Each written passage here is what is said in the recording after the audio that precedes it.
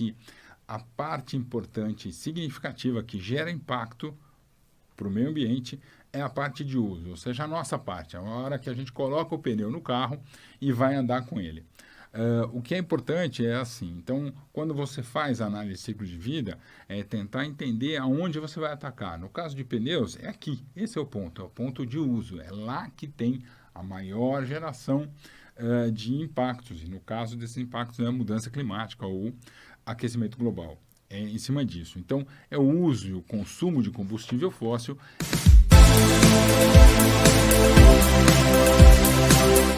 Olá, eu sou o Jean de Paola e eu vou ensinar você a ganhar dinheiro com suas ações ambientais. O nosso assunto é análise de ciclo de vida. E a análise de ciclo de vida é uma das normas ISO da família 14000. E ela estipula e mostra de maneira científica como é que faz para você analisar, fazer um raio-x do seu processo produtivo. Sendo o seu processo produtivo uma empresa de engenharia que faz projetos, que faz perfume, pneu, um hospital ou aço. Não interessa o seu processo produtivo, há sempre uma maneira de você analisar e entender qual é o impacto ambiental que o seu processo cria. No programa de hoje eu vou falar sobre análise de ciclo de vida feita sobre pneus. Aqueles pneus dos carros, caminhões, ônibus, essas coisas. A ideia é mostrar como é que é um trabalho de análise de ciclo de vida e quais são as conclusões, ou seja, quais são os impactos e aonde a gente entra nisso, como é que a gente consegue analisar o que está acontecendo. Vou mostrar em vários, já falei do hospital, vou falar de pneu, energia, aço. A ideia é mostrar que você consegue fazer uma análise de ciclo de vida de vários processos, ou, se você quiser imaginar, de quase todos os processos possíveis. Bom, como é que funciona isso? No ano de 2019, aproximadamente 3 bilhões de pneus foram produzidos. Bom, a primeira coisa que vem à mente quando você imagina 3 bilhões de pneus no planeta Terra é o que você vai fazer com isso. Existem algumas definições para esse uso dos pneus. Então, uma delas é reciclar. É você pegar o pneu e recauchutar e colocar ele de novo para rodar. Apesar de parecer meio estranho, isso entra nos estudos e mostra que isso é sim uma solução, você colocar e reutilizar o pneu. Essa é uma das soluções. A outra é você picar esse pneu e usar como base em estrada, né? Então, você coloca essa borracha e coloca lá no substrato de uma estrada para você poder asfaltar por cima. Um dos problemas desse tipo de solução é que é a distância. Então, quando você pica, tritura, recolhe, pica e tritura um pneu, a distância até a estrada, ou seja, se você fizer isso na Bahia e a estrada estiver sendo, por exemplo, no Rio Grande do Sul, já não compensa você levar esse pneu picado para lá. Então, a distância já é um problema.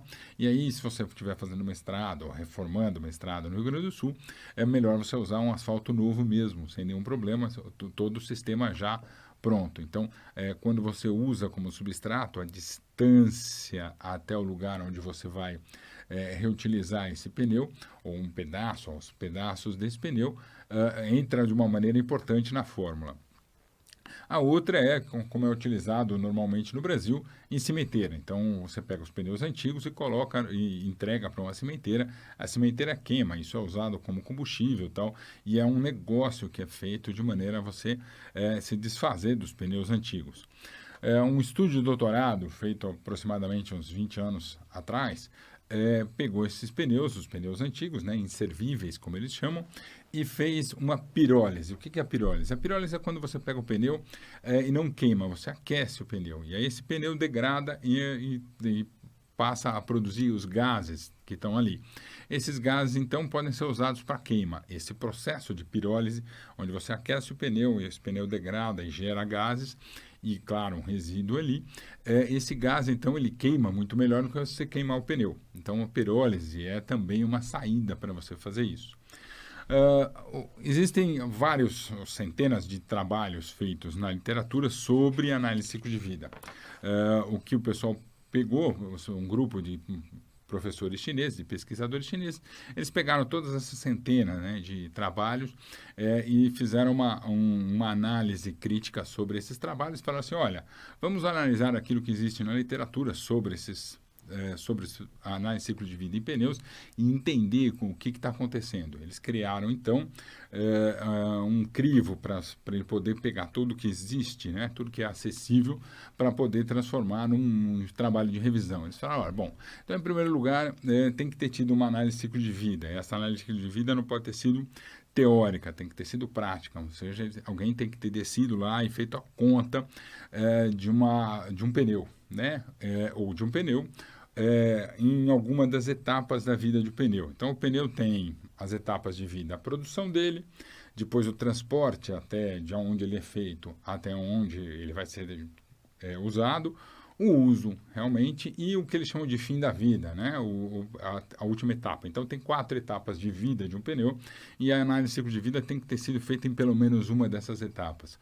Então, o crivo que esses pesquisadores chineses fizeram, falaram, olha, você precisa ter, primeiro, uma análise de ciclo de vida e depois, pelo menos em uma dessas etapas. A outra coisa, ele olhou e falou, olha, para esse trabalho ser decente, ele precisa ter sido revisto. Então, precisa ter uma revisão de pares, por pares.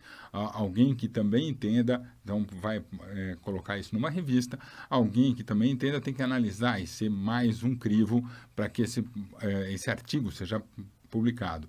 O último item que eles criaram para fazer essa avaliação dos trabalhos, ele falou, esse trabalho tem que ser publicado em inglês. Não, ele pode ser até publicado em outras línguas, mas para a gente ele tem que ser em inglês, que é a língua universal da ciência. Bom, a partir desses 4 crivos, a partir desses 4 itens que eles selecionaram, o que eles fizeram, eles descobriram que dessas centenas de trabalhos que existem, eles diminuíram para 50. Então, a partir daí, eles pegaram 50 trabalhos que foram relacionados de análise de ciclo de vida de pneus e começaram a estudar. Então, o que eu vou falar hoje é sobre o resultado desse trabalho. Se você quiser ler esse artigo, esse paper, ele está aqui na descrição, né? Quando embaixo no texto, onde estiver escrito sobre o que eu vou falar, então vai estar a referência desse trabalho dos pesquisadores da China. Então, você vai poder ler esse artigo também no original, tá bom? Bom, como é que começa, né, o pneu? Então, o pneu é extraído, então você tem lá a borracha, né? Você tem o material que vem da natureza, você tem fibras, tecidos, você tem produtos químicos, você tem energia elétrica e água. Então, a partir daí, e claro, o aço, que faz a banda, que faz aquela estrutura que segura o pneu. Bom, a partir daí, a primeira etapa de processo de um pneu, você pode gerar NOx, CO2, benzeno, hidrocarbonetos aromáticos, e isso daqui na fase de produção. Lembra? Então, onde é que a gente está aqui, né? Então, a gente tem a produção, o transporte, depois a gente tem o uso e depois o final da vida. Eu estou falando da produção, a primeira etapa, né, para você fazer um pneu. Então, você tem o consumo de bens da natureza e você tem a geração de benzeno, você tem a geração de NOx e de hidrocarbonetos aromáticos para a natureza. E ainda você consome água e energia elétrica. Então, basicamente, é isso que vai entrar lá num balanço da produção. Bom, o que se descobriu é o transporte, que é a segunda etapa de vida de um pneu, ele gera material particulado e vai gerar consumo de combustível fóssil.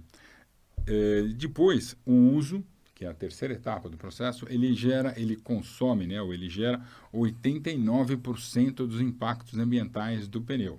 Então, na parte de uso, ou seja, quando a gente coloca o pneu no carro, quando a gente compra o carro lá, que está o pneu, 89% dos impactos estão ali, naquela parte onde a gente vai usar, e eles estão relacionados basicamente com o combustível do carro, né? Então, você tem lá, os impactos são 89% na hora do uso, das 4 etapas que existe no pneu: produção, transporte até o consumidor, o uso, né? Então, a gente recebeu o pneu, está usando o pneu e depois, fim da vida. Então, no uso, 89% de todo o impacto está por ali, né? E o que se tem é que isso é ligado basicamente com o consumo de energia. Foi isso que os pesquisadores analisaram. Bom, o que você faz no fim da vida, né? No fim da vida dele, funciona assim, o artigo relaciona, ele fala assim, olha, um dos problemas é que no fim da vida de um pneu, ele é colocado num aterro. Preste atenção como é que isso como esse é um artigo de revisão, ele pega papers do mundo inteiro. Então, a gente tem que entender que existem pneus que foram gerados lá na década de 70, na década de 80, na década de 90 e que estão em aterro.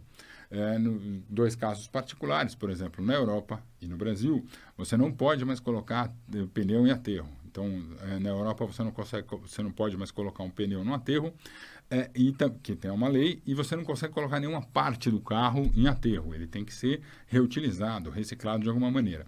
No caso do Brasil, começou lá atrás, na década de 90, de cada 5 pneus você teria que tomar conta de um, ou seja, a importadora ou quem produz tem que dar conta de um pneu inservível, depois passou para 2 a cada 5, depois para 3 a cada 5, depois 4 e hoje, cada vez que uma empresa vende um pneu, seja ela importadora de pneus ou produtora de pneus, ela tem que tomar conta, né, de um pneu inservível, ela tem que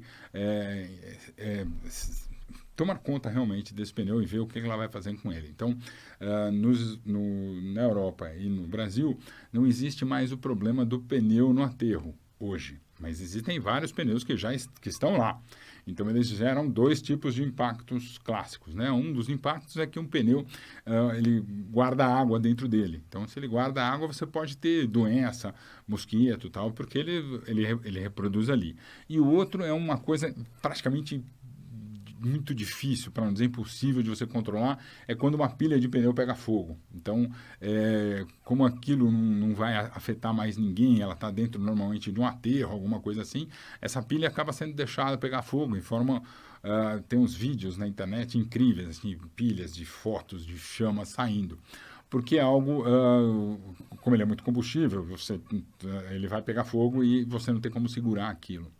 Então funciona assim, a gente tem na Europa e no Brasil, você não pode mais colocar pneus em aterro, mas existem já os pneus que já estavam lá e eles continuam lá. Essa pilha está num lugar, às vezes distante, e isso fica muito difícil de você mandar bombeiro lá apagar, e essas pilhas pegam fogo durante dias, é isso que acontece.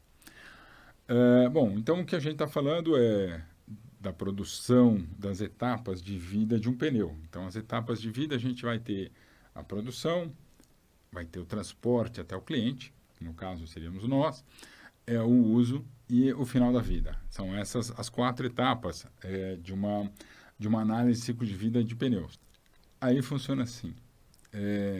Dos 50 artigos que foram selecionados, então, das centenas de artigos que os pesquisadores chineses pegaram, e a partir dos crivos chegaram em 50 artigos. Dos 50 artigos, 41 tem como tipo de impacto clássico a mudança climática. Então, vamos entender o que está acontecendo. Esses pesquisadores, então, selecionaram diversas centenas de artigos da internet, de bibliotecas, e aí colocaram um crivo e transformaram esses centenas de artigos em 50. E aí eles foram buscar, desses 50, quais eram os impactos gerados pelos pneus. Desses 50, 41 diziam que o principal impacto envolvido nas fases de análise de ciclo de vida de um pneu era a mudança climática. Basicamente, a mudança climática é o aquecimento global, ou seja, o que você tem é a geração de algum tipo de gás, como CO2, ou metano, CH4, e que vai aquecer o planeta. Então, dos 50, 41 desses artigos falam isso daí. 20, além desses 20 artigos, falam que outro impacto também possível na produção e uso de pneus é destruição da camada de ozônio, acidificação e eutrofização. Então, a gente tem um grupo, né? Primeiro mudanças climáticas e depois esse grupo de 3 que aparecem em 20 dos 50 artigos de tipos de impactos. Então, é sobre isso que é importante. Então, da produção, transporte, uso e final de vida, o que esses artigos dizem é que a parte importante e significativa que gera impacto para o meio ambiente é a parte de uso, ou seja, a nossa parte, a hora que a gente coloca o pneu no carro e vai andar com ele. O que é importante é assim, então, quando você faz a análise de ciclo de vida, é tentar entender aonde você vai atacar. No caso de pneus, é aqui, esse é o ponto de uso, é lá que tem a maior geração de impactos, e no caso desses impactos é a mudança climática ou aquecimento global. É em cima disso. Então, é o uso e o consumo de combustível fóssil é que vai gerar o maior número de impactos. Esse consumo, claro, acontece por uma razão simples, né? Você tem um carro, você põe combustível para ele vencer o atrito e andar, e te levar de um lugar para o outro, de ponto A para o ponto B, de Salvador para Natal, alguma coisa assim. E aí, a partir daí, desse atrito, é que se gera o CO2. O que se notou nesses artigos é que o desgaste do pneu natural por atrito, não é importante no tipo de impacto. O que é importante é o consumo de combustível para gerar a mudança climática. Repara que interessante. Nesse ponto, olha como a mudança de um país para outro faz toda a diferença. Quando você vai fazer esse tipo de análise de ciclo de vida, você faz para 50 mil quilômetros, 40 mil quilômetros. Você vai analisar um pneu, uma vida de 40 mil quilômetros, 50 mil quilômetros, 60 mil quilômetros. Olha só, se você estiver falando disso, por exemplo, num país como a Alemanha, onde o limite de velocidade é muito mais alto do que no Brasil, você vai ter um tipo de desgaste diferente do que acontece no Brasil, onde o limite de velocidade é menor. Lá, na Alemanha, as estradas são de melhor qualidade, então o asfalto é de melhor qualidade, então você vai ter um tipo de desgaste que é completamente diferente de uma análise de ciclo de vida que pode ser feita no Brasil, onde as nossas estradas têm buraco, elas não têm o asfalto não tem a qualidade da Alemanha. Então a gente tem diferenças do tipo de vida ou do tipo de consumo de energia de um país para outro. Então você tem, de acordo com o tipo da estrada, com a temperatura, então na Alemanha a temperatura é mais baixa do que aqui, e aí, claro, o combustível. Então, lá, se você tiver um combustível com melhor octanagem do que no Brasil, mas a gente tem uma vantagem única em relação a todos os outros combustíveis de carro do planeta, é que aproximadamente 20%, 22% do combustível que a gente põe no carro, quando tem gasolina, tem álcool. Então, o álcool é o combustível verde por natureza. Porque cada vez que você planta o álcool, você sempre consome mais CO2, carbono da natureza, e você não consegue extrair todo esse carbono quando você planta a cana para fazer o álcool. O processo nunca é 100%. Então, o que acontece é que você tem sempre uma captura maior de carbono do que uma geração de CO2. Como os nossos combustíveis dos carros do Brasil, ou álcool e gasolina, né? Quando você põe gasolina, você põe uma mistura de álcool e gasolina, sempre vai ter álcool, o nosso combustível é melhor do que comparado com o resto do mundo. Olha que interessante. Então, uma análise de ciclo de vida do Brasil deve dar um valor diferente, e dá, do que os outros países por causa do combustível. Porque o combustível então, vamos lá, das 4 etapas da vida de um pneu: produção, transporte até o cliente, uso do cliente, ou seja, nós, e final de vida. O uso é onde tem a maior parte dos impactos. E essa parte dos impactos importante é por causa do consumo de combustível, né? Então, o nosso combustível, no caso, tem mais álcool, então ele é melhor assim. Existem algumas diferenças, então, que esse artigo de revisão dos pesquisadores chineses falaram, é que há pesquisadores, quando fazem isso, que descarregam todo o consumo de combustível, como é um estudo de análise de ciclo de vida. Ele fala assim, então, o consumo de combustível vai todo para o pneu. E outros pesquisadores falam assim, não, 78% do consumo de combustível é para a engrenagem, para o carro funcionar, e a parte de baixo, 22% desse consumo, a gente coloca para o pneu. Então, existe também essa diferença. Então, repare, quando você faz uma análise de ciclo de vida, é importante avaliar e escrever tudo aquilo que você está pensando sobre o seu processo. Então, parte dos estudos colocam o consumo de combustível direto no pneu, e há estudos em que o cara fala assim, não, olha, uma parte desse consumo é do motor, é do coeficiente de atrito do carro, e o pneu é só uma parte disso. Uma parte ele chama de 22%. Então, é interessante sempre anotar, entender o que eles chamam de impacto. Então, o impacto é sempre no uso, o impacto maior é sempre no consumo de combustível.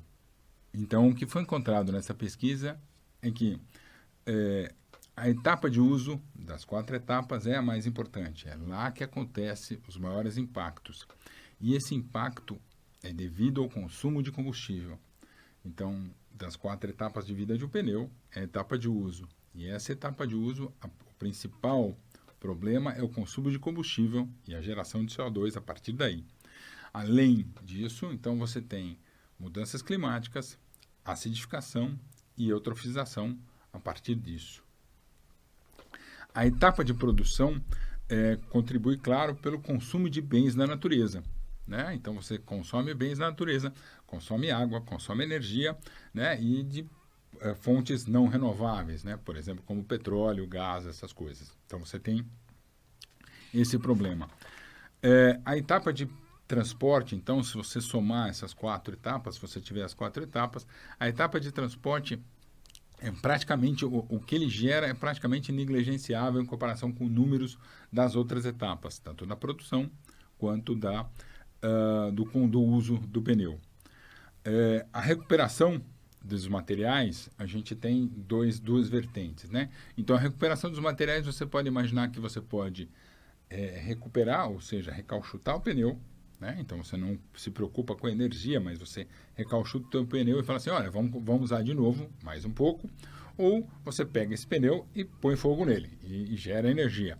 E lembrando que você pode fazer isso de 2 formas. Uma das formas é levar esse pneu numa cimenteira, ela vai pegar fogo nesse pneu, e a outra forma, que é a mais interessante e a que gera mais energia, é fazendo pirólise a partir da queima, né, da elevação de temperatura de um pneu. É isso. Meu nome é Jean de Paola e hoje a gente falou sobre análise de ciclo de vida de pneus. Uma boa semana.